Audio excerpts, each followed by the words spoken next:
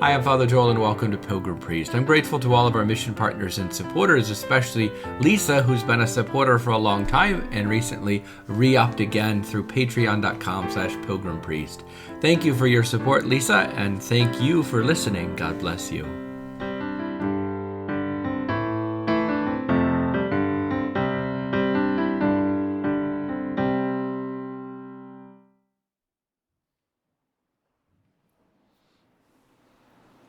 Why do you make me look upon violence?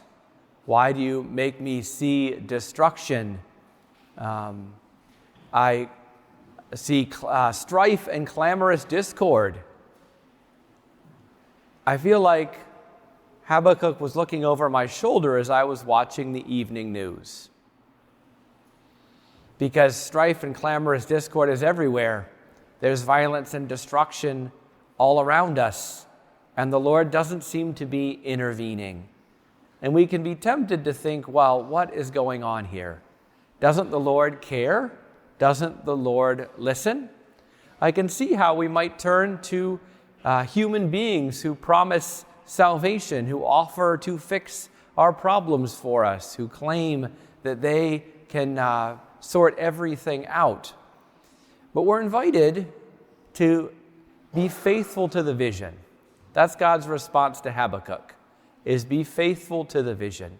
And so we've come here to Sunday Mass to get a different vision than what you'll find on social media, a different vision than what you'll find in the evening news. We're here to try to see the world as God sees it so that we can respond appropriately. So the Lord is less concerned about the state of the world, and he's more concerned about the state of our hearts. Are our hearts connected with his? Do we love the things that God loves and care about the things that God cares about? So we're invited to look at the state of our souls and to get a bit of an attitude adjustment or a vision adjustment. Now there's two things that I think are important to look at. The first is how we look at the global news, how we look at the national news, how we look at these sort of big picture items. I think some people like to talk about what's going on in the world through the lens of spiritual warfare, as though there's this big competition between heaven and hell, between God's side and the devil's side. And then they pretend to know which side is God's side and which side is the devil's side. But if you listen to them more, you begin to realize that they're pretty convinced that the devil has this secret plot to undermine and destroy the entire world and the church. And we have to do something to stop it, whether that's vote a particular way, consecrate Russia to Mary's Immaculate Heart, start a particular devotion, or avoid something. There's something we have to do, and if we don't, the devil's going to take over the world.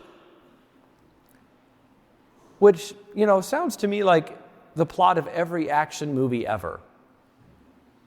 Maybe we're seeing the world the way action movies see the world. You might say no, but I was playing, my little niece has some little plastic animals, and so we're playing with them, and she starts trying to rescue them. Help, help! Save me, save me. And I'm thinking, why is every plastic animal getting itself in danger and having to be rescued? And then I realized, she watches a lot of Paw Patrol. And that's the plot of every Paw Patrol, right? Somebody has to be rescued.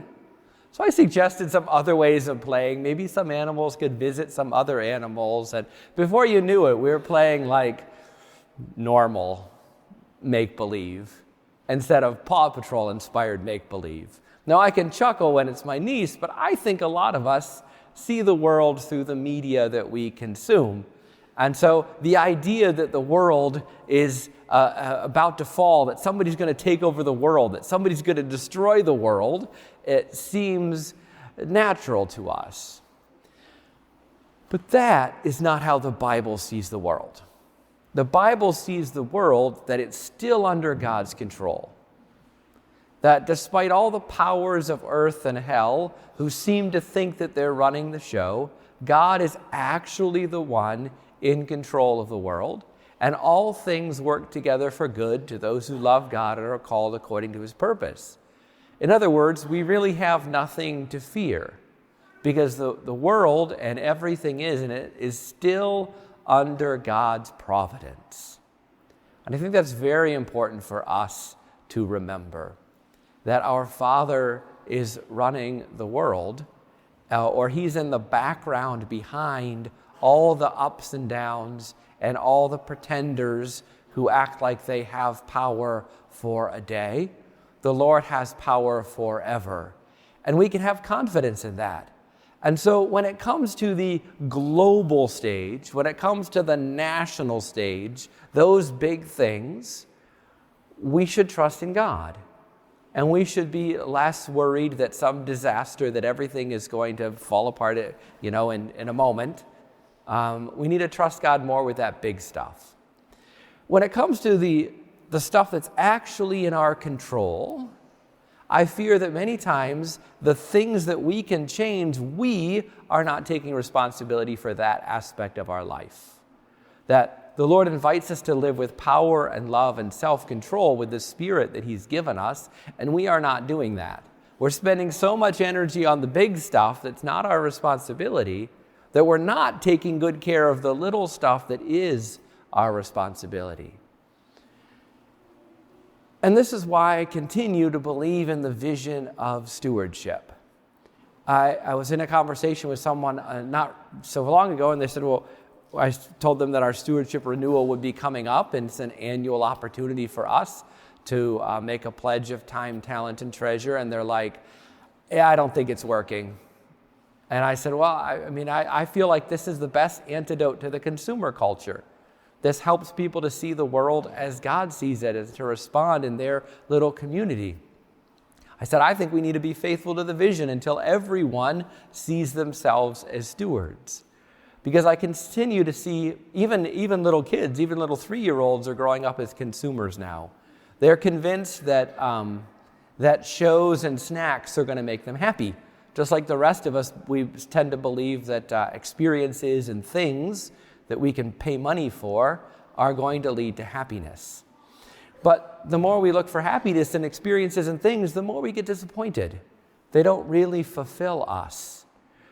The church invites us to see that real happiness comes from a job well done. It isn't fun. It isn't always easy, but it's worth it. Not to say that things and experiences don't lead to happiness. They just don't make us as happy as we thought they would. But putting the work in to build relationships or to make a positive difference in your community actually leads to far more happiness than we were expecting. And the ultimate form of happiness is the happiness of a life well lived. A life well lived begins when we realize that our life is not something we paid for. It's not something we earned. It's a gift from God. And so can we receive that with gratitude? Can we be grateful for God's abundance? Are we looking at the few things that aren't right in our lives and frustrated and disappointed that God's not fixing those? Or are we looking at the many things, the many gifts and blessings that we have, and are cherishing those with gratitude? I think gratitude is a really important beginning for stewardship. And consumers are never really grateful except when they got the thing at 50% off. Then they'll temporarily be grateful, right? And then the 75% off sale comes out and they're not grateful anymore. Stewards are always grateful because we realize that we are living in God's providence and that he is blessing us. And then we respond to God's gratitude by investing what we've been given in the things that really matter. And so the first way we're called to is to look at our time and to see our time as a precious but limited gift from God, and to use our time to invest in healthy relationships with God through prayer, through Sunday Mass, with our neighbors and our family, through family time, through meals together as a family. I want to invite you to consider this year with our stewardship renewal, possibly starting a rosary commitment, praying the rosary each day. Pope Leo has asked us to do it for the month of October, which is a month dedicated to the rosary.